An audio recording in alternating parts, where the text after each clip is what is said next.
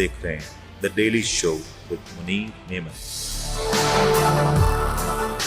अस्सलाम वालेकुम, आप देख रहे हैं प्रोग्राम मुनीर मेमन के साथ। कराची में साइक्लोन के हवाले से इस वक्त काफ़ी ज़्यादा हवाएं तो चल रही हैं, लेकिन कराची के इस निज़ाम के हवाले से बेहतरी की हवाएं कब चलेंगी ये कहना कुछ कबल इस वक्त होगा। कराची में मेयर के इंतखाबात हुए, लेकिन मेयर का इंतखाब होना अभी भी मुश्किल नज़र आता है।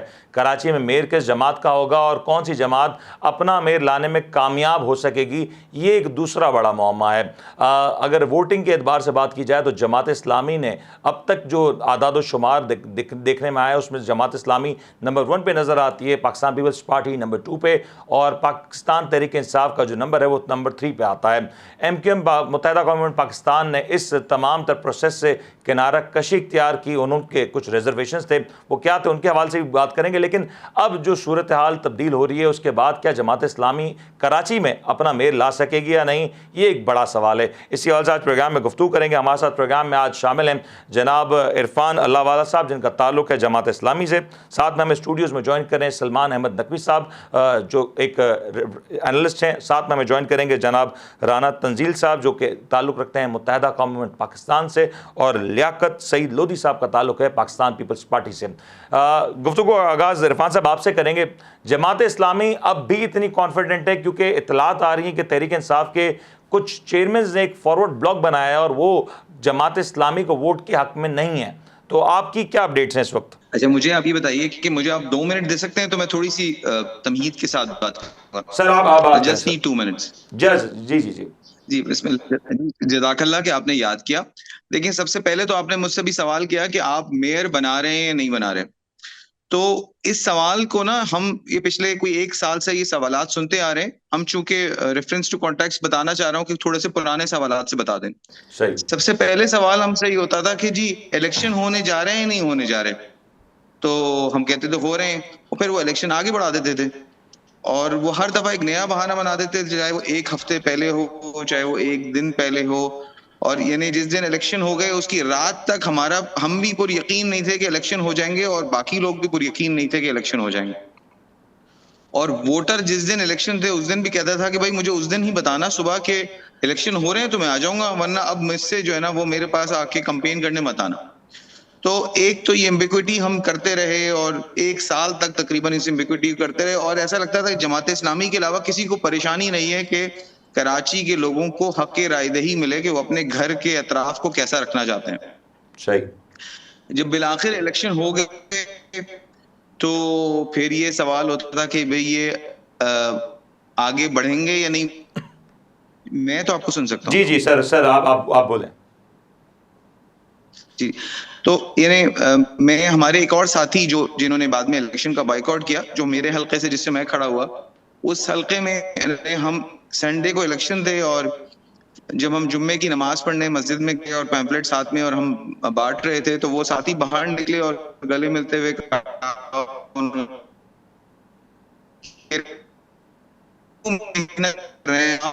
इलेक्शन नहीं होने वाले और नहीं होंगे, और फिर जब होंगे हम उस वक्त तैयारी कर लेंगे।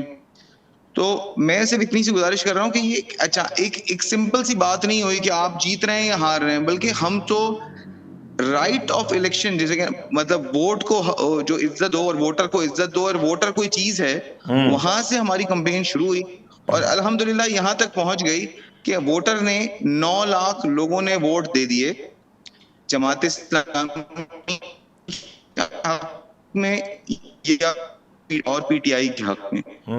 उसके मुकाबले में 3 लाख लोगों ने तकरीबन पीपल्स पार्टी के हक में वोट दिया। हम यहाँ तक तो लोगों की लाने में जमात इस्लामी अल्हम्दुलिल्लाह सिंगल हैंडेडली 2 करोड़ लोगों ने वोट नहीं दिया। सर ये भी तो एक फैक्ट है ना कि कराची जैसा शहर जिसमें तकरीबन एक तखमीने के तौर पे 2 से 3 करोड़ 2.5 से 3 करोड़ की आबादी एस्टिमेट की जाती है, उसने वोट नहीं दिया। तो अगेन फिर वो भी तो फिर मैटर करता है ना। लेकिन मुझे इरफान साहब जरा ये बता देना प्रिसाइसली, इस सवाल पे हम आगे जाते हैं और आपके सवाल तक पहुंच जाते हैं। जी जी कि पहले तो सबसे पहले हम इस हक रायदही को कराची के लोगों को दिलाने में अल्हम्दुलिल्लाह कामयाब हो गए। तो जमात इस्लामी की सबसे पहली कामयाबी तो ये हो गई।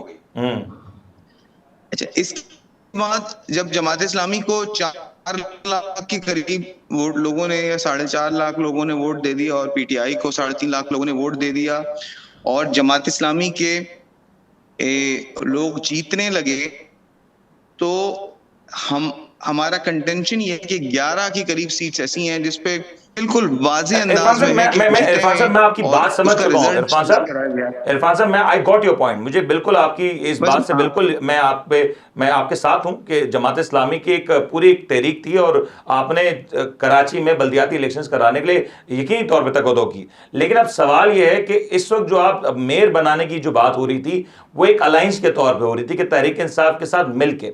अब तहरीक इंसाफ के तकरीबन 30 से 32 रहनुमा ऐसे हैं जो कि इस बात को कहते दिखाई देते हैं कि वो कराची में मेयर के लिए हाफिज नईमुर रहमान साहब को या जमात इस्लामी को वोट नहीं दे रहे। तो अब जो सूरत हाल तब्दील हुई है उसके बाद आप क्या करने जा रहे हैं? जी, पीटीआई के पास ना 43 ऐसे चेयरमैन हैं और 20 ऐसी रिजर्व सीट्स हैं, कुल 63 सीट्स हैं। सही।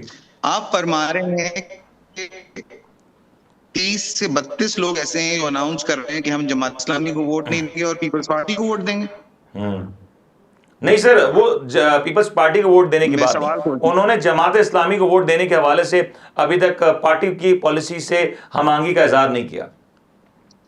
मगर मतलब वो जो 32 लोग हैं जिन्होंने किसी ना किसी तरह से आपको बताया होगा, तो उन 32 लोगों ने क्या बताया कि हम क्या करेंगे? सवाल तो ये। सर, वो 32 लोग जो कह रहे हैं, बड़ा क्लियर मैं बता दूं कि वो एट राइट नाउ वो ये कह रहे हैं कि हम पार्टी पॉलिसी जो जमात इस्लामी को वोट देने की थी हम उससे इस वक्त तक अलाइंड नहीं है, जो अब तक इत्तलात है। अगर ऐसा कुछ हो जाता है, मैं मफरूजे के तौर पर, मुबैना तौर पे बात कर रहा हूं, अगर ऐसा कुछ हो जाता है कि तहरीक इंसाफ के जो आज नजर भी आ रहा है अपेरेंटली कि तहरीक इंसाफ के लोग वोट देने ना आए या चेयरमैन वोट देने उस दिन ना आए, तो फिर क्या होगा? जमात इस्लामी फिर क्या करेगी? तो क्या आप फिर बाकी तमाम पार्टियों से भी सवाल करेंगे अगर तुम्हारे लोग सर मैं बिल्कुल करूंगा, सर मैं बिल्कुल करूंगा, लेकिन फिलहाल मैं आपसे सवाल कर रहा हूं। अगर कोई वोट देने नहीं आया तो पीटीआई ने तो अपनी वाजी पॉलिसी अनाउंस की हुई है, लेटर लिख के दिया हुआ है कि जो नहीं आएगा वो पार्टी पॉलिसी से इनहराफ करेगा। जो पार्टी पॉलिसी से इनहराफ करेगा वो अपनी सीट छोड़ देगा। सही। तो अगर हो सकता है कि आपको इरफान साहब, आपको लगता है जो लोग इनहराफ कर रहे हैं पार्टी पॉलिसी से और जमात इस्लामी के हक में वोट नहीं डालते, अगर ऐसा होता है तो उसके पीछे की वजूहात क्या हो सकती हैं? देखिए, अभी तक जो हम सुनते आ रहे हैं वो तो यही सुनते आ रहे हैं कि हम पीटीआई के लोगों से राब्ते में हैं। कुछ लोग हैं जो मखसूस लोग हैं, वो कहते हैं कि हम पीटीआई के लोगों से राब्ते में हैं, और वो ये 9 मई से, वो तो ये 9 तारीख से बहुत पहले से कहते आ रहे हैं, रिकॉर्ड पे है कि वो कहते आ रहे हैं। तो जाहिर है अगर वो राब्ते में हैं, आपका पॉइंट आ गया, योर पॉइंट टेकन। मैं आपकी तरफ आता हूं, लेकिन लियाकत साहब, जरा आप पीपल्स पार्टी से ताल्लुक रखते हैं, जरा ये बताइए ना कि क्या होने जा रहा है? आप भी कॉन्फिडेंट है कि मेयर हमारा है और फिर जमात इस्लामी भी कॉन्फिडेंट है, और फिर कल एक अनफॉर्चुनेट सीन ये था कि कल सईद गनी साहब ने एक प्रेस कॉन्फ्रेंस की और उन्होंने हाफिज नईमुर रहमान साहब के ऊपर मुबैना तौर पे एक डायरेक्ट अटैक किया कि उन्होंने कहा कि वो तो अल खिदमत के भी चेयरमैन हैं और यहाँ पे कराची में जो मेयर बनने के अल खिदमत का पैसा इस्तेमाल किया जा रहा है, इस तरह के इल्ज़ामात भी लगाए गए। डू यू थिंक ये राइट जानिब जा रही है हमारी पॉलिटिक्स? बिल्कुल सही जा रही है। सईद गनी साहब तो इससे ज़्यादा बेहतर समझते हैं, और जमात इस्लामी ने तो हमेशा से अपने फंड्स इन्हीं मकासद में यूज़ किए, पब्लिक के पैसे और उनकी जो फंड्स हैं और दूसरी जगहों पे। तो आप रोक लेते सर, आप हुकूमत में, आपका काम इल्ज़ाम लगाना तो नहीं था, आप रोक लेते, आप ऑडिट करवा लेते। जब वक्त आएगा तो ऑडिट भी हो जाएगा। सर वो वक्त कब आएगा? जब अब ये चीज़ पॉइंट आउट हुई है तो इसको ये चीज़ कब पॉइंट आउट हुई है? अब अचानक से ये पॉइंट आउट हुई है, अचानक से सरफेस हुई है? नहीं, अब ये सिचुएशन तो अब क्रिएट हुई है ना इलेक्शन के हवाले से, तमाम मामला में। मैं सवाल ये है कि सईद गनी साहब प्रेस कॉन्फ्रेंस में एक एनजीओ के बारे में खुद कह रहे हैं कि वो एक अच्छा काम कर रही है, वो खुद कह रहे हैं कि ऑन द फ्लोर मैंने ये बात कही कि वो एक अच्छा काम कर रही है, एक अच्छा इदारा है, और फिर उसके बारे में आप ये भी कह दें कि उसके जो चेयरमैन है वो कराची के मेयर बनने के लिए उस पैसे का इस्तेमाल कर रहे हैं, तो फिर ये तो फिर एक तजाद की बात है ना? नहीं, बेदरिग इस्तेमाल हुआ ना पैसा, तो पब्लिक के ऐसे फंड्स कहाँ से आए थे जो सारी पब्लिक जानती है कराची की, कि जो इनके जलसे और तमाम रैलियाँ और तमाम उसके ऊपर। तो मतलब पॉलिटिकल पार्टीज एनजीओस की आड़ में पैसा लेती हैं, आप ही कहते हैं? बिल्कुल सारी लेती होंगी। फिर सारी को नहीं कह सकते, जमात इस्लामी लेती है। जमात इस्लामी का पॉइंट आउट हुआ है, ये सब चीजें सामने आई हैं। बट सामने आई है ना कि अगर अभी तक एक चीज एस्टैब्लिश नहीं है तो फिर इस तरह की बात ना करते तो, क्योंकि अब तो हमें पॉलिटिक्स में आगे बढ़ के बात करनी है ना। ये तो अगर हम खान साहब की बात होती है तो फिर हम कह देते हैं कि देखें शौकत खानम का कैसे इदारा चल रहा है, एमक्यूएम की बात होती थी तो एमक्यूएम के ऊपर भी इल्जामात लगाए गए। अब हमारी पॉलिटिक्स कब मैच्योर होगी इन सब चीज़ों से? मैच्योर होने का इन्हें मौका कब मिला? पॉलिटिकल सिस्टम हमारा हमेशा एक टाइम थोड़ा सा उनको मिलता है, उसके बाद फिर उसके अंदर ब्रेक आ जाता है, फिर एक सिचुएशन कॉन्फिडेंट है कि आप मेयर ला रहे हैं इंशाअल्लाह ताला। और तहरीक इंसाफ के जो वोटर्स जो अभी तक चेयरमैन की जो इतलात आ रही हैं कि 30 से 32 मुबैना तौर पे ऐसे चेहरे हैं जो कि शायद तहरीक इंसाफ के जमात इस्लामी को वोट ना दें, तो क्या वो आपको वोट देते दिखाई देंगे? वो तो टाइम बताएगा। आप नंबर लोग का वन, राब्ता हुआ? नंबर वन फिलहाल तो मुझसे तो मेरे से ऊपर के लेवल की बातें हैं, सईद गनी से बात हुई होगी या उनसे कोई ऐसा मसला, मगर जहाँ तक ताल्लुक़ है कि वो जो 30-35 अफराद हैं जो वोट देंगे, उनकी अपनी लीडरशिप और वहाँ की जो क़यादत है उसका अभी तक पता नहीं चल रहा कि वो उनकी पॉलिसी क्या है। बट वो तो अनाउंस कर चुके हैं ना।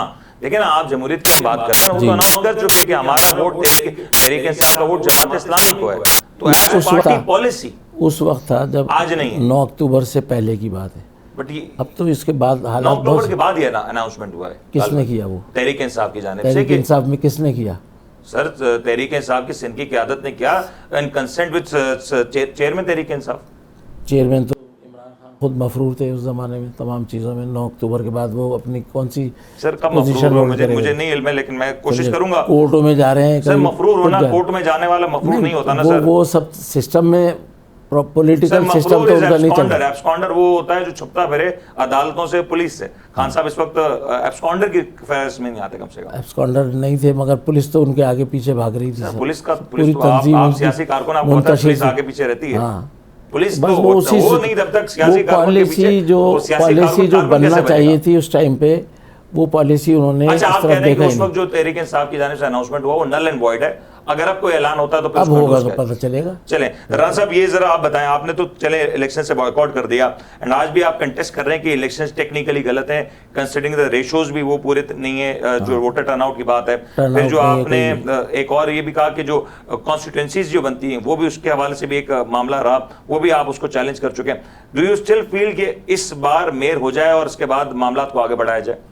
देखिए, मेयर हो जाए या नहीं हो जाए इससे तो हमारा ताल्लुक़ ही नहीं है। हमने तो इस सारे प्रोसेस को जो है वो बिल्कुल टोटल रिजेक्ट कर दिया है। उसी सिलसिले में हमने बॉयकॉट भी किया। आपके इल्म में होगा कि हमारी मरकज़ी क़यादत ने भी हर जगह जो है इसी से रिलेटेड, हल्का बंदियों से रिलेटेड हर जगह एतराज़ात उठाए, जिसमें supreme court, election commission of Pakistan, सब जगह ये एतराज़ात उठाए। उसके बाद जी सिंध गवर्नमेंट ने हमारी बात को जो है वो समझा और सुना। उसके बाद मैं उसी पे आ रहा हूँ ना। उसके बाद जो है उसमें 52 यूसीस का जो है वो एडिशन कर दिया। ठीक है, अपना जो SLGO 2013 का जो एक्ट है 10A उसको बरूए कार लाके, ठीक है। तो इस तरह 52 यूसियाँ जो है वो बढ़ गई कराची शहर में। अब जब 52 यूसियाँ बढ़ जाती हैं और एक चीज़ तय हो जाती है कि जी ये यूसियाँ ग्राउंड पे इम्प्लीमेंट होनी चाहिए, ठीक है, तो बहुत सी सारी सियासी जमातों को, जिसमें PTI जमात इस्लामी खसूसन, ये ज़िद लगाए बैठे थे कि इलेक्शन हो जाए। भाई जब ये 52 यूसियाँ बढ़ जाती तो कराची शहर के अंदर एक छोटा शहर बढ़ जाता, ठीक है। तो आपके लोगों के वसाइल ही आपको ग्राउंड पे मिलते हैं ना, आप लोगों के काम कर सकते हैं उस 52 यूसियों को। जाहिर बात है 52 यूसियों का फंड भी आता, ठीक है, कराची के लोगों को और सहूलियात मिलती इसके थ्रू। लेकिन रस्साकशी चल रही थी ताकत को हासिल करने के लिए। ठीक है, मैं आपका पॉइंट ठीक है, लेकिन अगर मैं आज की स्टेज के ऊपर बात करूं, वी आर दैट क्लोज, एक प्रोसेस हो चुका है। आज भी MQM इस हक में है कि इस प्रोसेस को पूरी तौर पर नल एंड वॉइड किया जाए, या अब जो कुछ हो चुका इसकी रोशनी में कराची को एटलीस्ट मेयर मिल जाए, शायद शॉर्ट टर्म के लिए मिल जाए लेकिन एक मेयर मिल जाए। देखें, जब एक चीज़ को हमने रिजेक्ट कर दिया तो हम तो उसको मान ही नहीं सकते ना। अब अगर ये इसमें कबाहत क्या थी जो मैं बात कर रहा हूँ, इलेक्शन अगर ये 52 यूसियाँ बढ़ जाती और कानून में इम्प्लीमेंटेशन हो जाती तो हम 1.5 महीने बाद भी इलेक्शन लड़ सकते थे। इलेक्शन तो 1.5-2 साल बाद हुए ना, तो 1.5 महीना और अगर आगे हो जाते और ये सारी इम्प्लीमेंटेशन हो जाती कानून में, तो इसमें कबाहत क्या थी। देखें ये वो बेनिफिशियरी कौन रहा इन सब जो कुछ हुआ? सर इसका बेनिफिशियरी तो पीपल्स पार्टी रही, और पीटीआई वो एक अलग टॉपिक है। पीटीआई और जमात इस्लामी जो है वो बेचारे उल्लू बन गए हमारी नज़र में। हमने तो इनको समझाया, खेल गई, सीधी बात है, खेल गई। अब पॉलिटिकल लोग हैं, आपके साथ तो नहीं खेल रहा है? नहीं, हम खेलने देंगे नहीं ना। हमारे पास रोडे भी मौजूद हैं, हमारे आपने मरकजी क़यादत के जो है वो स्टैंड सारे सुने होंगे। कह रहे थे कि खेलने देंगे नहीं आपको, तैयारी पकड़ लें। नहीं, तैयारी हमने तो पूरी की हुई है, लेकिन पॉलिटिकल सिस्टम में जो है वो सबका हक है, सबका राइट है।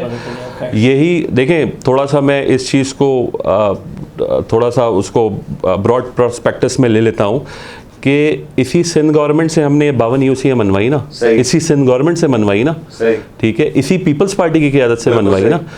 तो दूसरी पार्टियों को क्या कबाहत थी कि जो है ये इलेक्शन 1.5 महीना आगे नहीं बढ़ते। अगर बढ़ जाते और ये सारी इम्प्लीमेंटेशन हो जाती, जो मैं बार बार बोल रहा हूँ, तो कराची के लिए बेहतर नहीं होता। बात ये समझ में आई, अगर हो जाता तो बहुत कुछ बेहतर होता। बात ये समझ में आई, आप खुद भी माशाल्लाह एंकर हैं, सारी चीज़ें देखते हैं, एनालिस्ट भी बैठे हैं। बात ये समझ में आई कि जो सियासी पार्टियां हैं ना, एमक्यूएम को हटा के, वो सीरियस नहीं है कराची को लेके। उनको सिर्फ पावर शेयरिंग करनी है, उनको सिर्फ जो है जी मेयर बनाना है, दैट्स इट। कराची को लेके कोई सीरियस नहीं है। ठीक है राणा साहब, आपका पॉइंट ऑफ व्यू आगे। मुझे ब्रेक लेने का कहा जा रहा है, ब्रेक लेते हैं जी, ब्रेक के बाद लौटेंगे, इसी सारे मामलात को मजीद इसके ऊपर गुफ्तगू करेंगे।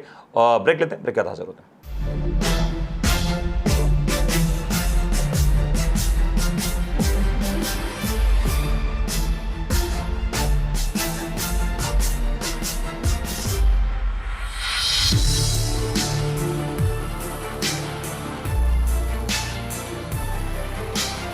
आप देख रहे हैं the daily show with Munir Memon.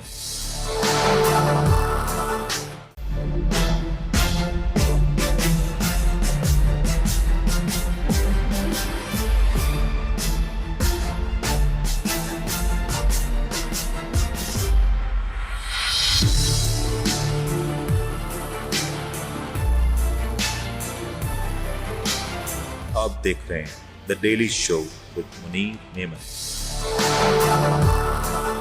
Programme में एक बार फिर से खुशामदीद करते हैं। कराची के मेयर के हवाले से अब तक फैसला ना हो सका, लेकिन क्या ये फैसला हो जाएगा, और फैसले के बाद भी क्या ये फैसला तस्लीम किया जाएगा, ये एक बड़ा सवाल या निशान है। और जो मेयर होगा उसके पास क्या वो इख्तियारात या वो मैंडेट भी होगा कि कराची की तकदीर का फैसला वो कर सके, कराची में जिस अंदाज से वो अपना काम करना चाहता है वो कर सके, ये भी एक बड़ा सवाल या निशान है। सलमान साहब, एट राइट नाउ जो पोजीशन हो चुकी है, ये बात तो यकीनी है कि अब मेयर जिसका भी आएगा वो मुतनाज़ा हो चुका आने से पहले ही।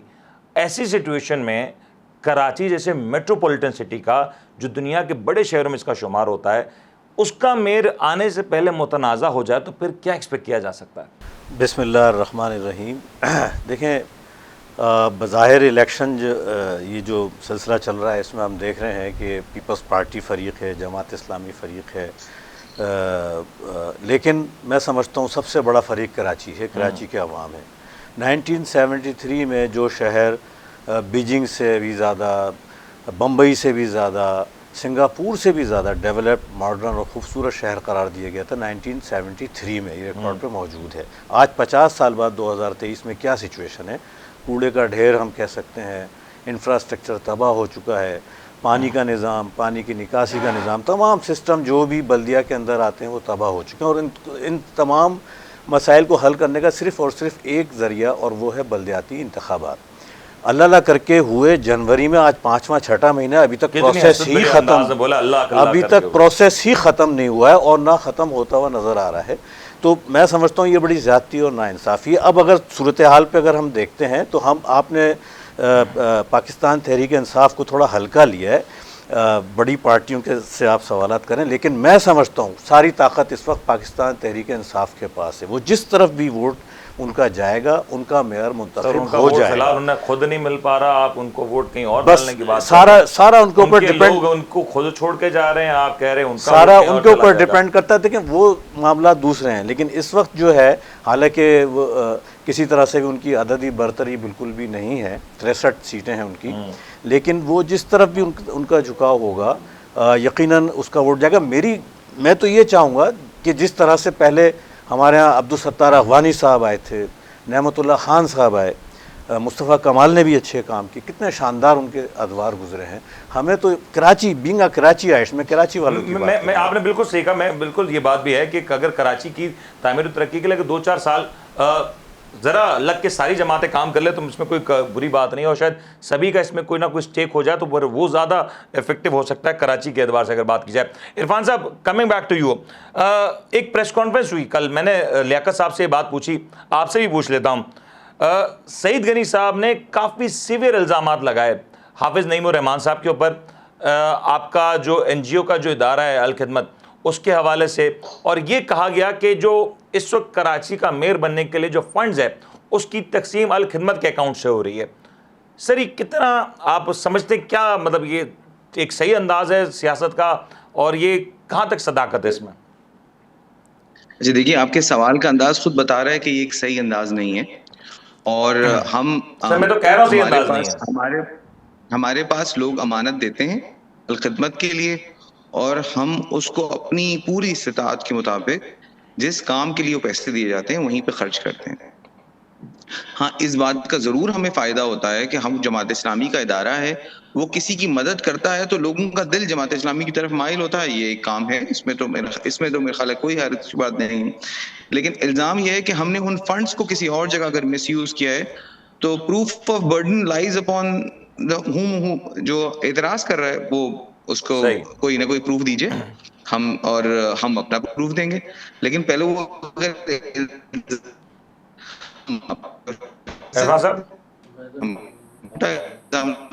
उनके पास कोई भी सबूत मौजूद है तो सारी हुकूमतें उनके पास हैं, वो जाएं और बताएं।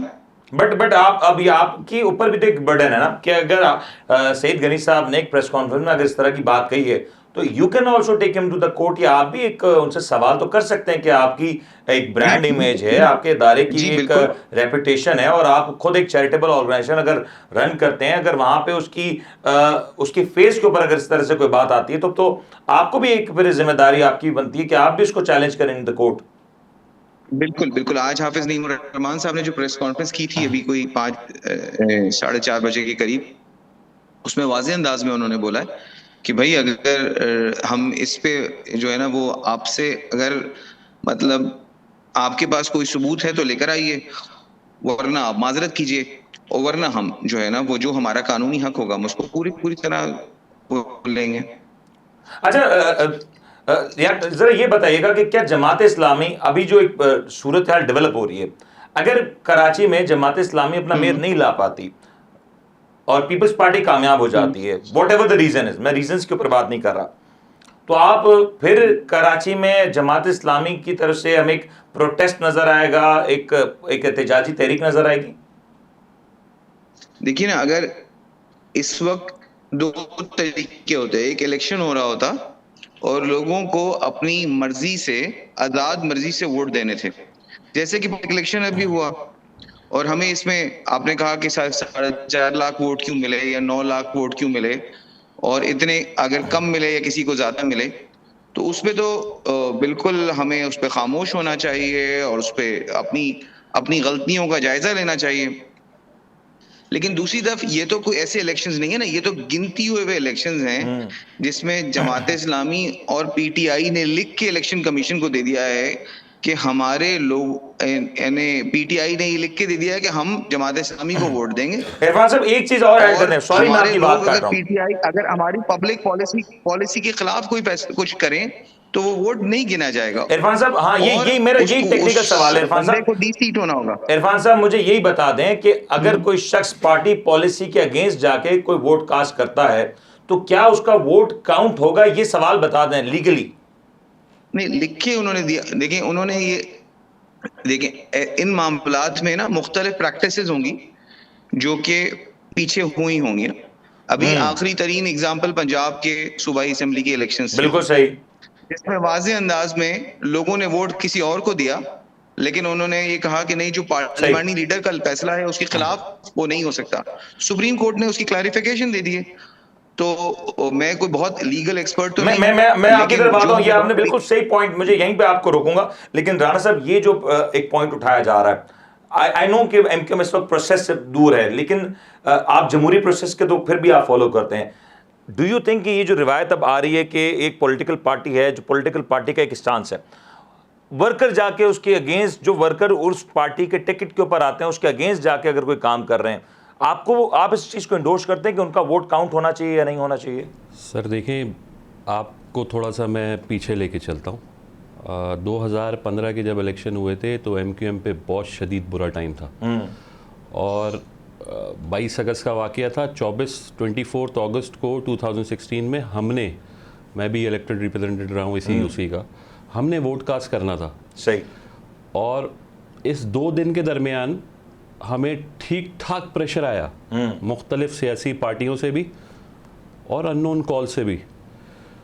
हमारा एमक्यूएम का कोई एक भी कैंडिडेट, चाहे वो इलेक्टेड रिप्रेजेंटेटिव हो, चाहे वो रिजर्व सीट पे आया हो, कोई एक ने भी एमक्यूएम मुखालिफ वोट नहीं दिया। सही। हत्ता कि अगर मैं डिस्ट्रिक्ट ईस्ट की बात करूं तो हमारे 28 जो है वो मेंबर्स थे, हमें 30 वोट मिले, 2 ज़्यादा मिले। सही। ठीक है, तो ये तो बात हो गई हमारे लोगों की कमिटमेंट की।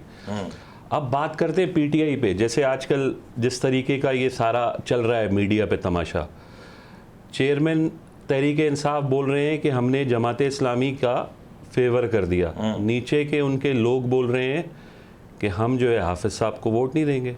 बड़ी अजीब सी बात लगती है।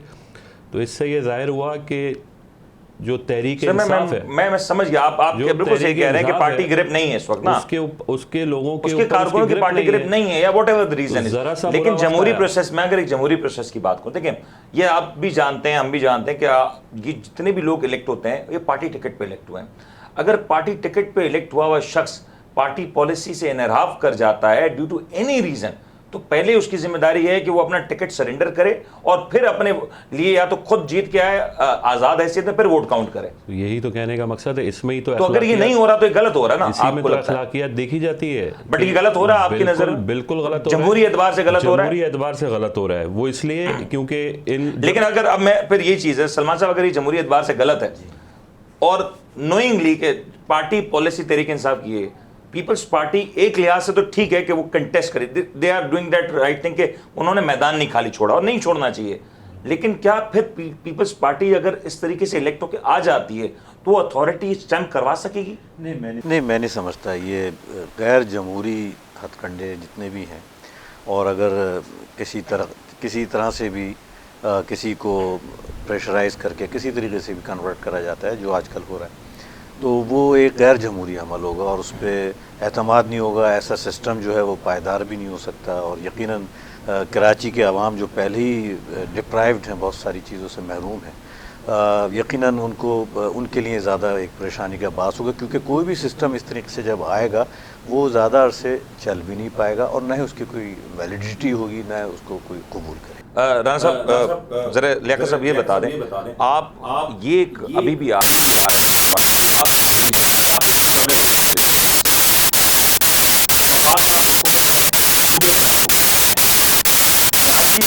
के हवाले से आज भी जमात इस्लामी के साथ कोई एडजस्टमेंट हो सकती है क्या? पहले तो उसकी कोई गुंजाइश है। दूसरी चीज, नोइंगली के जमात इस्लामी ने अब तक जो रिजल्ट्स आए अक्सरियत हासिल की है, स्टिल पार्टी में पल्स है कि जमात इस्लामी को कराची की मेयरशिप देनी चाहिए। ट्रैक रिकॉर्ड बेहतर है, एमक्यूएम का भी track record in terms of Karachi की बेहतर है।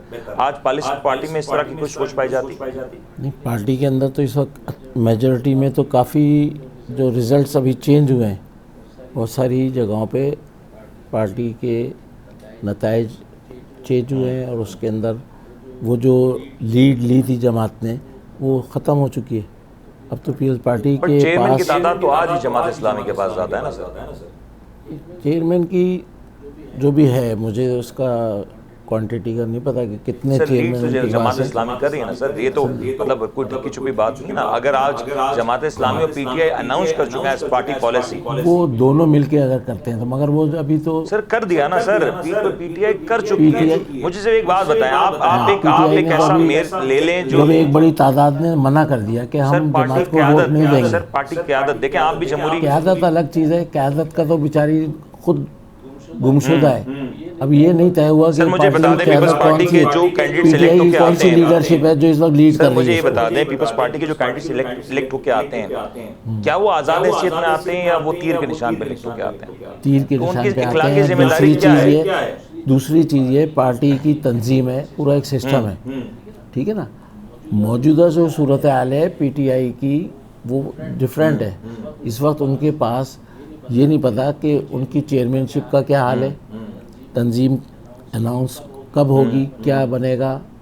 अभी तो इमरान खान के बारे में भी कोई फाइनल वो नहीं बनी है पोजीशन, ठीक है ना। फिर वो उनके शाह महमूद कुरैशी साहब हैं या दूसरे। एज ऑफ नाउ की तो बात कर सकते हैं ना लियाकत साहब, एज ऑफ नाउ की तो बात हो सकती है ना कि अभी तक की जो सिचुएशन है वो ये है पार्टी पॉलिसी। आप अगर इस आज आप देखिए देखिए पार्टी पॉलिसी तो उसी वक्त ख़त्म हो जाती है जब उसकी लीडरशिप और तमाम सिस्टम कोलैप्स कर चुका है। आप कह रहे हैं है ही नहीं तहरीक इंसाफ। जब एक चीज़ कोलैप्स हो गई तो जो वोटर हैं जिन्होंने वोट दे के लोगों को वो चेयरमैन बनाया वो खुद पजल नहीं। चलें, आप कह रहे हैं तहरीक इंसाफ की टेक्निकली इस वक्त पार्टी एग्जिस्ट ही नहीं करती इन दैट शेप जिस एतबार से। इरफान साहब किस अंदाज से आप इस आर्गूमेंट को इंडोर्स कर रहे हैं? आप मुस्कुरा रहे हैं, आप मैं क्या समझूं आपकी मुस्कुराहट को? अच्छा मैं असल में हम सब बेचारे इतने मजबूर हैं कि सच भी कैसे बोलें और झूठ कितना बोलें। एक मिनिस्टर साहब पीपल्स पार्टी के जहाज में सफर कर रहे थे साथ हमारी एक लीडरशिप, उन्होंने बात करने के दौरान कहा यार देखिए हक तो ये है कि आपको बनना चाहिए, जमात इस्लामी का मेयर आना चाहिए, लेकिन क्या करें हमारे ऊपर वालों की ख्वाहिश नहीं है। हमारे ऊपर वाले मिनिस्टर साहब थे, मुझे नाम तो बता दें। हमारे सर क्या जरूरत है हर चीज का नाम लेने की, कुछ बातें तो पर्दे में भी रहनी चाहिए ना। अच्छा अब ऐसा है कि आप ये सोचें कि एक साहब जिनकी हुकूमत थी, जिनके पास पुलिस मौजूद है, जिनके पास आरओ मौजूद हैं, जिनके पास डीआरओज मौजूद हैं, यानी असिस्टेंट कमिश्नर्स, डिप्टी कमिश्नर्स, और जिनके जब वो चाहते हैं इलेक्शन कमीशन वो फैसला कर देता है। वो सब कुछ करने के बाद 3 लाख वोट बकौल उनको मिले हैं, और दूसरी तरफ 2 ऐसी पार्टियां हैं जिनको मजमूई तौर पे 9 लाख वोट मिले। तो अगर थोड़ी सी भी आंख में कुछ हो तो वो तो सामने वाला क्या ठीक है हम इतराफ करते हैं हम नहीं जीते, हमारी प्रोविंशियल गवर्नमेंट है, हम साथ देंगे कराची को डेवलप करने के लिए।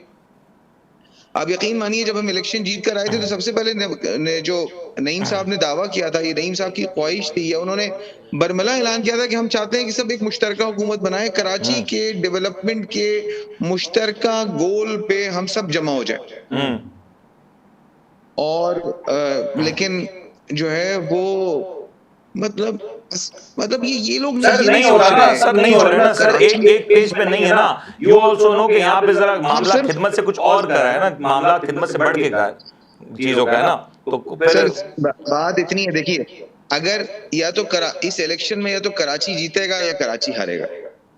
आपको कराची जीतेगा आपकी दानिश में। देखिए हम अभी तक और आखिर वक्त तक जमहूरी दस्तूरी तरीकेकार पे यकीन रखते हैं और इसके अलावा और किसी तरीकेकार पे यकीन नहीं रखते। इरफान साहब फाइनल सवाल मुझे जवाब दे दें, पीटीआई के कितने चेयरमैन आज अभी तक आपके साथ मौजूद हैं, and what are the chances के ये मेयर वाला जो एक मामला है ना वो हल हो जाएगा खुश उसलूबी के साथ? मैं आपको नंबर्स बताता हूँ। इस वक्त 130 सीट्स जमात इस्लामी के पास, रिजर्व सीट्स इंक्लूड करके। जी इरफान साहब आपकी आवाज नहीं आ रही। पिटीशन उनको राइट रोका है जिसपे हम कल जी मैं गुजारिश कर रहा हूँ 193 वोटर्स इस वक्त अनाउंस्ड हलफ याफ्ता मौजूद हैं कि जिन्होंने वोट देना है। उसके मुकाबले में पीपल्स का thank you so much Irfan साहब, आपकी आई गेस लाइन ड्रॉप हो चुकी है, लेकिन लियाकत साहब ये जो अब एक बहस है, इज इट श्योर के Recording in progress. उन्होंने लेटर जमा करा दिया है कि हमने जमात इस्लामी को वोट देना है, हमारे किसी आदमी का वोट जमात इस्लामी के वोट के अलावा काउंट नहीं होगा। और जो उन्होंने एक पार्लियामेंट्री लीडर बनाया है उसने भी लेटर जमा करा दिया है इलेक्शन कमीशन में। अब वो 193 वोट्स बन गए, उसके मुकाबले में एक पार्टी जिसके पास 155 वोट्स हैं और उनके साथ अगर वो समझते हैं कि नवाज शरीफ यानी मुस्लिम लीग नून उनका साथ देती है, तो मुस्लिम लीग नून ने ऐसा कोई लेटर नहीं जमा कराया आज की तारीख तक। JUI ने के पास 4 सीट्स हैं, उन्होंने ऐसा कोई लेटर जमा नहीं कराया है आज की तारीख तक। तहरीक लब्बैक के पास 1 सीट है, उसने ऐसा कोई लेटर नहीं जमा कराया आज की तारीख तक कि हमने पीपल्स पार्टी का साथ दे दिया। वो लोग अगर या तो कुछ जमा कराएंगे, नहीं कराएंगे तो फिर इसका मतलब है कि लोग अपनी मर्जी से वोट दे रहे हों। ठीक हो गया इरफान साहब, इरफान साहब आपका पॉइंट आ गया, कहीं इरफान साहब आपका पॉइंट आ गया। मेरे पास प्रोग्राम का वक्त अब महदूद रह गया, लेकिन सलमान साहब बस मेरा जो कहना ये है कि अगर आप सवाल को ना खाली ये कर दें कि सर कोई तरीका है कि 193 के मुकाबले में सपोजिटली 155 ज्यादा हो सकता है, तो बिल्कुल हो सकता है सर, तरीका तो है, तरीका तो है। बस हम तो उस तरीके सलमान साहब तरीके की बात भी बता दें कि तरीका है, आपको नज़र आ रहा है इस तरह कोई तरीका? क्योंकि एज पर मैथमेटिक्स ये चीज़ फ़िलहाल तो बड़ी वाज़ेह है कि किस अंदाज से चीज़ें शेप हो रही हैं। ऐसे में क्या आपको नज़र आ रहा है कि ये सूरत हाल वाज़ेह हो जाएगी अब? देखिए, जो जमहूरियत है उसके उसूलों के मुताबिक तमाम चीज़ें होनी चाहिए, कोई गलत रवायत नहीं पढ़नी चाहिए। इरफान साहब की बात को मैं सेकंड करूंगा कि कराची को जीतना चाहिए और जो भी प्रोसेस हो अकॉर्डिंग टू दी जमहूरी इक़दामात के तहत होनी चाहिए। रान साहब? सर, मैं तो ये बोलूँगा कि कराची को जीतना चाहिए या हारना चाहिए, ये तो पहले कराची को वोट देना चाहिए। पहले कराची को वोट देना चाहिए। आपने मेरी बात को, आपकी मुस्कुराहट से मैं अंदाजा लगा चुका हूं कि आप चाहते हैं कराची वोट दें। दूसरा ये कि मैं ये अपने जमात इस्लामी के भाई को करेक्ट करता चलूँ, इन्होंने बार बार 9 लाख 10 लाख वोट की बात करी। पूरे कराची से 7.5-8 लाख वोट पड़ा है सिर्फ। और 2015 में MQM ने 11.5 लाख वोट लिया था।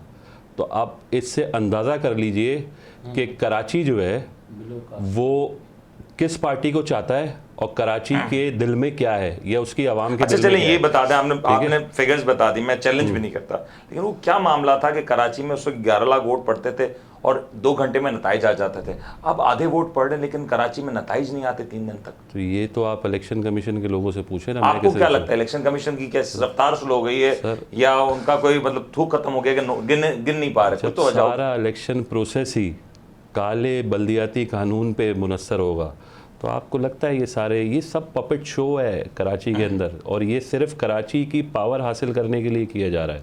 ठीक है, अगर ये सारी जमातें सीरियस होती तो ये कराची के हक के लिए आप लड़ती। स्टैंड लेना, आप ना लेने दे पीपल्स पार्टी को कराची की पावर। हमने तो स्टैंड लिया हुआ है ना, हमने तो अदालतों के दरवाजे आज आप अनाउंस करें। आप अगर लगता है कि कराची की पावर ले रही पीपल्स पार्टी और हाथ हो रहा है जमात इस्लामी के साथ, तो आप खड़े हो जाएं, आप कहें कि नहीं लेने देंगे और जमात इस्लामी का मेयर बनना चाहिए, तहरीक इंसाफ के लोगों को वोट डालना चाहिए। असल में जमात इस्लामी जो है ना वो बहुत डेस्परेट है मेयर बनाने के चक्कर में।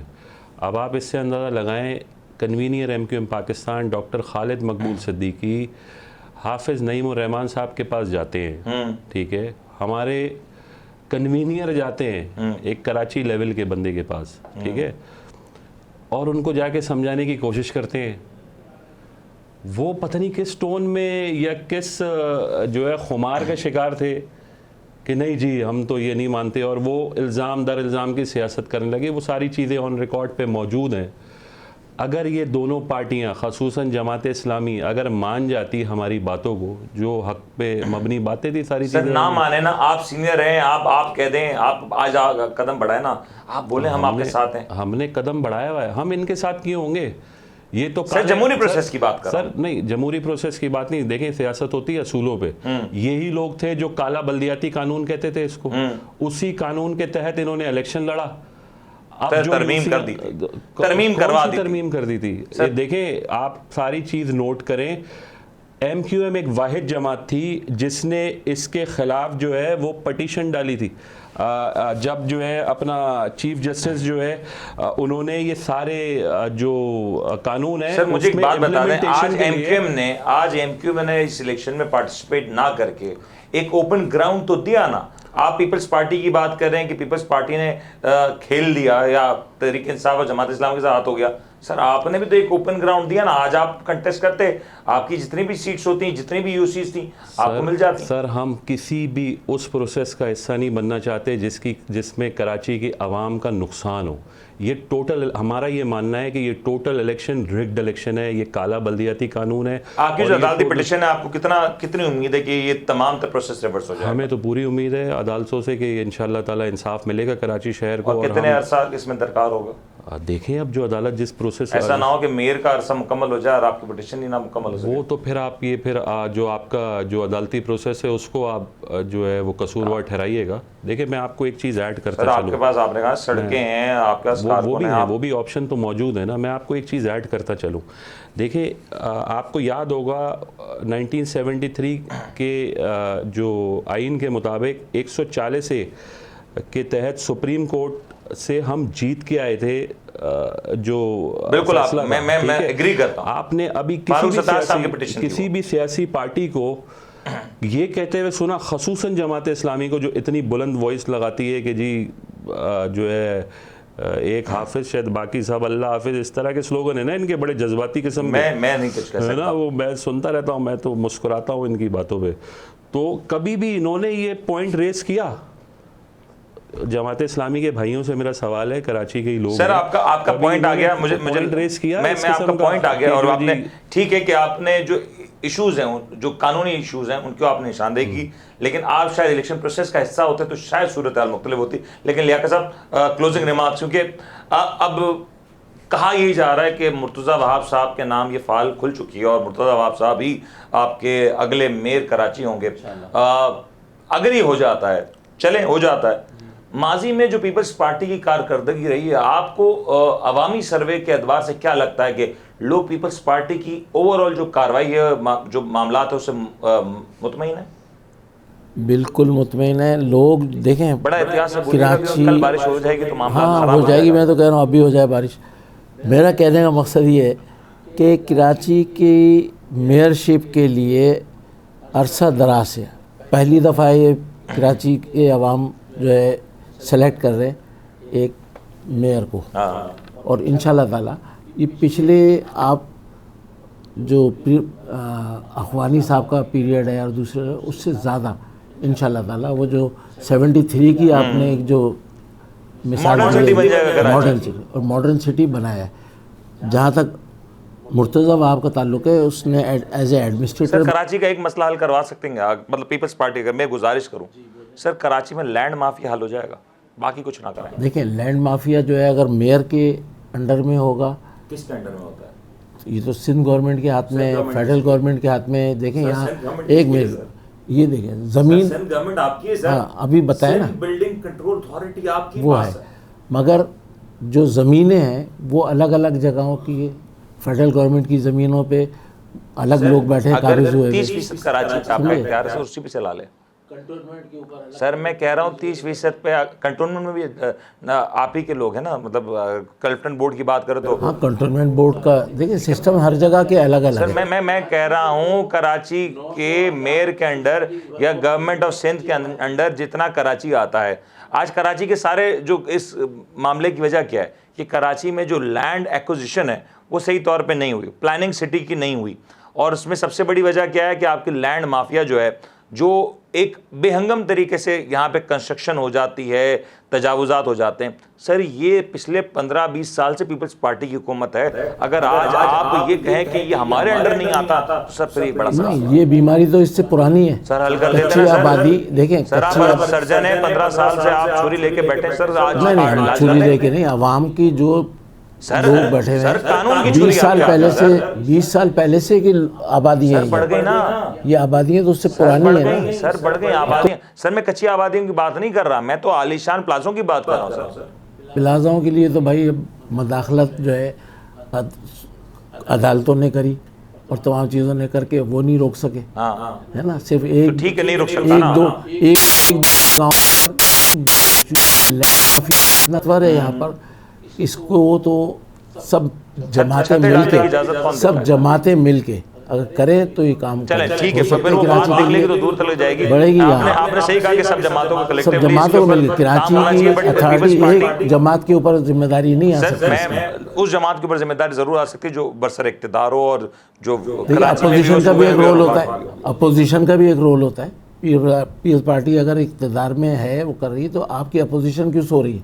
अपोजिशन भी तो एक चीज़ के ऊपर आंखें बंद करके बैठी हुई है। हुकूमत दे दें फिर आप ऑपोजिशन में आ जाइए। हुकूमत करना है, एहतजाज करना उनका वो आप क्लोज करना चाहते हैं। लियाकत भाई की बात में ऐड कर दूं, देखिए ओनरशिप की बात होती है। हम बोलते हैं कि कराची शहर को इख्तियारात दे दो, हम सब चीज़ों को ओन करेंगे, ओनरशिप लेंगे, हम सब चीज़ की जिम्मेदारी कबूल करेंगे, लेकिन बाख्तियार बल्दियात के सर साथ। मुझे फिलहाल प्रोड्यूसर साहब कह रहे हैं कि मुझे इख्तियार दे दो प्रोग्राम खत्म करने का, मुझे इजाज़त दीजिए, अपना ख्याल रखिएगा। और कराची वालों के लिए ख़ास तौर पे ये गुजारिश होगी कि अगले 2 से 3 दिन तक बेजा घरों से बाहर ना निकलें। और जहाँ पे इस वक्त कराची में साइक्लोन के हवाले से जो इस वक्त पेशरफ्त हो रही है और बारिशों और तूफ़ानी की जो कैफियत है, कोशिश करें कि अपने इर्द गिर्द के जो तमाम तर लोग हैं उनका ख्याल रखें। अपना ख्याल रखिएगा। अल्लाह हाफ़िज़।